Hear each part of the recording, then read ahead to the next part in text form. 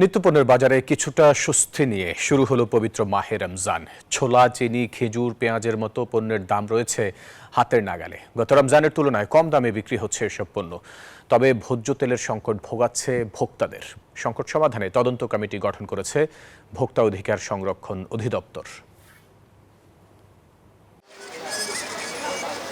রমজান মাসে ইফতারে ছোলার চাহিদা থাকে সবচেয়ে বেশি।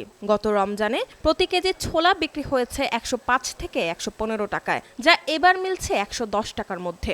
গত বছরের তুলনায় চিনির দাম কমেছে কেজিতে 20 থেকে 30 টাকা। পেঁয়াজের দামেও রয়েছে স্বস্তি। গত বছর দেশি পেঁয়াজ বিক্রি হয়েছে 110 টাকায়, তা এখন 40 থেকে 45 টাকায় মিলছে বাজারে। কমেছে ব্রয়লার মুরগির দাম, অপরিবর্তিত আছে গরুর মাংসের দাম। 200, 195 এরকম, অত আরো 10-20 টাকা কমে যেতে পারে, 180-এর মধ্যে আসতে পারে।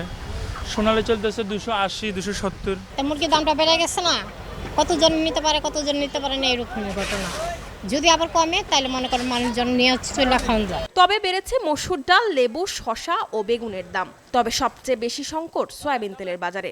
সরবরাহ কম থাকায় 1 ও 2 লিটারের বোতলজাত সয়াবিন ঘাটতি দেখা গেছে রাজধানীর দোকানগুলোতে। যে জায়গায় 20 কার্টন চলে, 1 কার্টন দিলে কি আমার হয়? আর অন্য কোনো কোম্পানি আমার তেল দেয় না। এটার ইম্প্যাক্টটা টোটালি সাধারণ জনগণের উপর যাচ্ছে। এটা কেন হচ্ছে? সংকট সমাধানে রোববার কারওয়ান বাজারে অভিযান চালিয়েছে ভোক্তা অধিকার সংরক্ষণ অধিদপ্তর। ভোজ্য তেলের বাজার কেন অস্থির তা খুঁজে দেখতে গঠন করা হয়েছে তদন্ত কমিটি। আজকেই আমরা তদন্ত কমিটি করব। আমাদের কাস্টমসের তথ্য নিতে হবে, এনবিআর এর তথ্য নিতে হবে, নিয়ে কোম্পানিগুলোর থেকে তথ্য কালেকশন করতে হবে। এই সবগুলোকে অ্যাসিমিলেশন করে তারপরে আমরা তদন্তের ফাইন্ডিংসটা তৈরি করব। পুরো রমজান জুড়ে বাজার স্বাভাবিক রাখতে অভিযান অব্যাহত থাকবে বলে জানিয়েছে অধিদপ্তরের মহাপরিচালক।